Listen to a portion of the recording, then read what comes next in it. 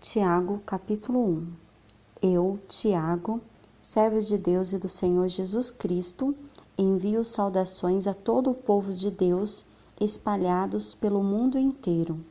Meus irmãos, sintam-se felizes quando passarem por todo tipo de aflições, pois vocês sabem que quando a sua fé vence essas provações, ela produz perseverança.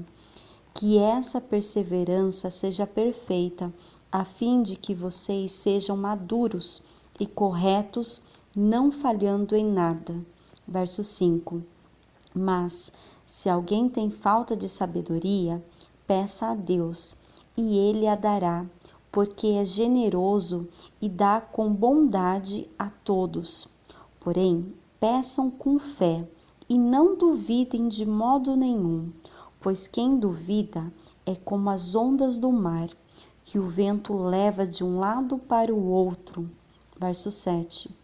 Quem é assim, não pense que vai receber alguma coisa do Senhor, pois não tem firmeza e nunca sabe o que deve fazer. O irmão que é pobre deve ficar contente quando Deus faz com que melhore de vida.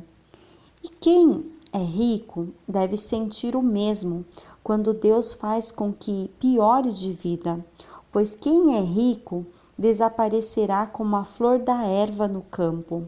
Quando o sol brilha forte, o seu calor queima a planta, aí a flor cai e a sua beleza é destruída.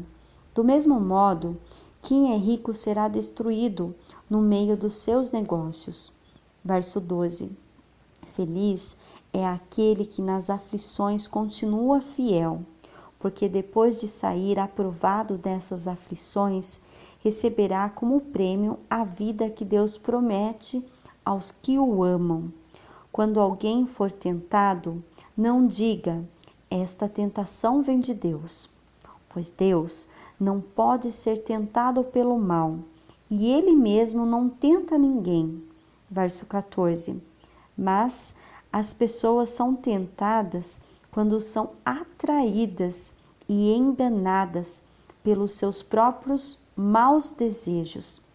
Então, esses desejos fazem com que o pecado nasça, e o pecado, quando já está maduro, produz a morte. Verso 16. Não se enganem, meus queridos irmãos.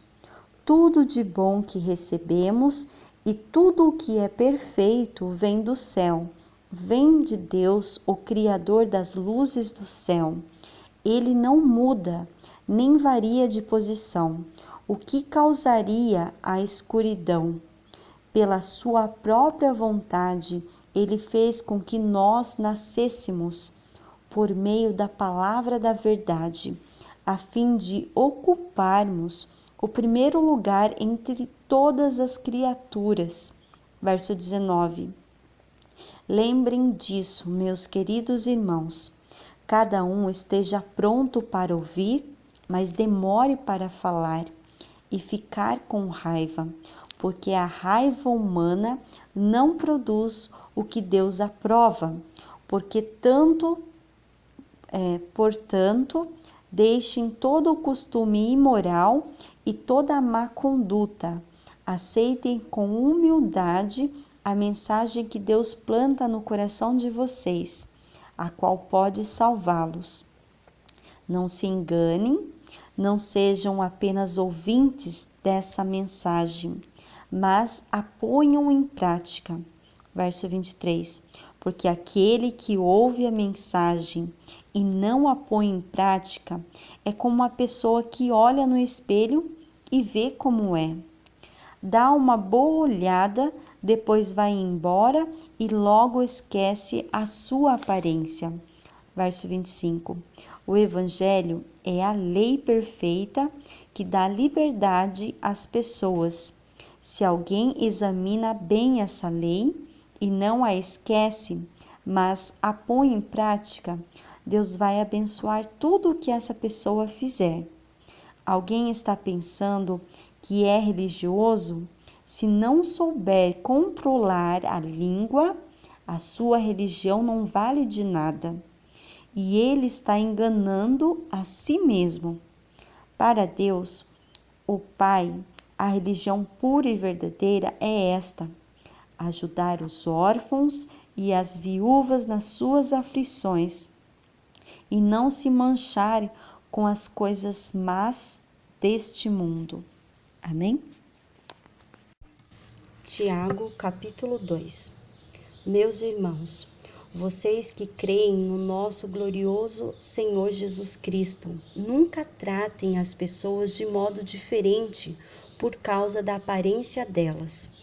Por exemplo, entra na reunião de vocês um homem com anéis de ouro e bem vestido, e entra também outro, pobre e vestido roupas velhas.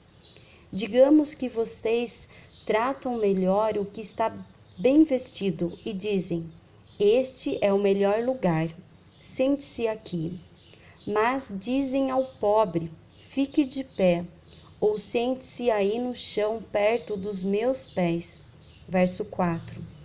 Nesse caso, vocês estão fazendo diferença entre vocês mesmos e estão se baseando em maus motivos para julgar o valor dos outros. Escutem, meus queridos irmãos. Deus escolheu os pobres deste mundo para serem ricos na fé e para possuírem o reino que ele prometeu aos que o amam. No entanto, vocês desprezam os pobres. Por acaso não são os ricos que exploram vocês e os arrastam para serem julgados nos tribunais? Verso 7. São eles que falam mal do bom nome que Deus deu a vocês. Se vocês obedecerem à lei do reino, estarão fazendo o que devem, pois as Escrituras Sagradas está escrito: ame os outros como você ama a você mesmo. Verso 9. Mas, se vocês tratam as pessoas pela aparência, estão pecando e a lei os condena como culpados. Verso 10. Porque quem quebra um só mandamento da lei é culpado de quebrar todos. Pois o mesmo que disse, não cometa adultério, também disse, não mate. Mesmo que você não cometa adultério, será culpado de quebrar a lei se matar. Verso 12. Falem e vivam como pessoas que serão julgadas pela lei que nos dá a liberdade. Quando Deus julgar, não terá misericórdia das pessoas que não tiveram misericórdia dos outros. Mas as pessoas que tiveram misericórdia dos outros não serão condenadas no juízo final. Verso 14. Meus irmãos, que adianta alguém dizer que tem fé se ela não vier acompanhada de ações? Será que essa fé pode salvá-lo? Por exemplo, pode haver irmãos ou irmãs que precisam de roupa e que não têm nada para comer. Se vocês não lhes dão o que eles precisam para viver, não adianta nada dizer que Deus os abençoe. Vistam agasalho e comam bem. Verso 17. Portanto, a fé é assim. Se não vier acompanhada de ações, é coisa morta. Verso 18. Mas alguém poderá dizer: você tem fé? E eu tenho ações. E eu respondo: então me mostre como é possível ter fé sem que ela seja acompanhada de ações. Eu vou lhe mostrar a minha fé por meio das minhas ações. Verso 19. Você crê que há somente um Deus? Ótimo! Os demônios também creem e tremem de medo. Seu tolo, vou provar-lhe que a fé sem ações não vale nada. Como é que o nosso antepassado Abraão foi aceito por Deus? Foi pelo que fez quando ofereceu o seu filho Isaque sobre o altar. Veja como a sua fé e as suas ações agiram juntas. Por meio das suas ações, a sua fé se tornou completa. Verso 23. Assim aconteceu o que as Escrituras Sagradas dizem. Abraão creu em Deus e por isso Deus o aceitou. E Abraão foi chamado de amigo de Deus. Verso 24. Assim vocês veem que a pessoa é aceita por Deus por meio das suas ações e não somente pela fé. Foi o que aconteceu com a prostituta Raabe, quando hospedou os espiões israelitas e os ajudou a sair da cidade por outro caminho. Deus aceitou pelo que ela fez. Portanto, assim como o corpo sem o espírito está morto, assim também a fé sem ações está morta. Amém? Tiago, capítulo 3. Meus irmãos, somente poucos de vocês deveriam se tornar mestres na igreja, pois vocês sabem que nós, os que ensinamos, seremos julgados com maior rigor do que os outros. Todos nós sempre cometemos erros. Quem não comete nenhum erro no que diz é uma pessoa madura, capaz de controlar todo o seu corpo. Verso 3. Até na boca dos cavalos colocamos um freio para que nos obedeçam, e assim fazemos com que vão aonde queremos. Pense no navio, grande como é, empurrado por ventos fortes. Ele é guiado por um pequeno leme e vai aonde o piloto quer. É isso o que acontece com a língua. Mesmo pequena, ela se gaba de grandes coisas. Veja como uma grande floresta pode ser incendiada por uma pequena chama. Verso 6. A língua é um fogo. Ela é um mundo de maldade. Ocupa o seu lugar no nosso corpo e espalha o mal em todo o nosso ser. Como um fogo que vem do próprio inferno, ela põe toda a nossa vida em chamas. Verso 7. O ser humano é capaz de dominar todas as criaturas e tem dominado os animais selvagens, os pássaros, os animais que se arrastam pelo chão e os peixes. Verso 8. Mas ninguém ainda foi capaz de dominar a língua. Ela é má, cheia de veneno mortal, e ninguém a pode controlar. Verso 9. Usamos a língua tanto para agradecer ao Senhor e Pai, como para amaldiçoar as pessoas que foram criadas parecidas com Deus. Da mesma boca saem palavras tanto de agradecimento como de maldição. Meus irmãos, isso não deve ser assim. Por acaso, pode a mesma fonte jorrar água doce e água amarga? Verso 12. Meus irmãos, por acaso pode uma figueira dar azeitonas? Ou um pé de uva dar figos? Assim também, uma fonte de água salgada não pode dar água doce. Verso 13. Existe entre vocês alguém que seja sábio e inteligente? Pois então que prove isso pelo seu bom comportamento e pelas suas ações praticadas com humildade e sabedoria. Verso 14. Mas se o coração de vocês existe inveja, amargura e egoísmo, então não mintam contra a verdade, gabando-se de serem sábios. Essa espécie de sabedoria não vem do céu.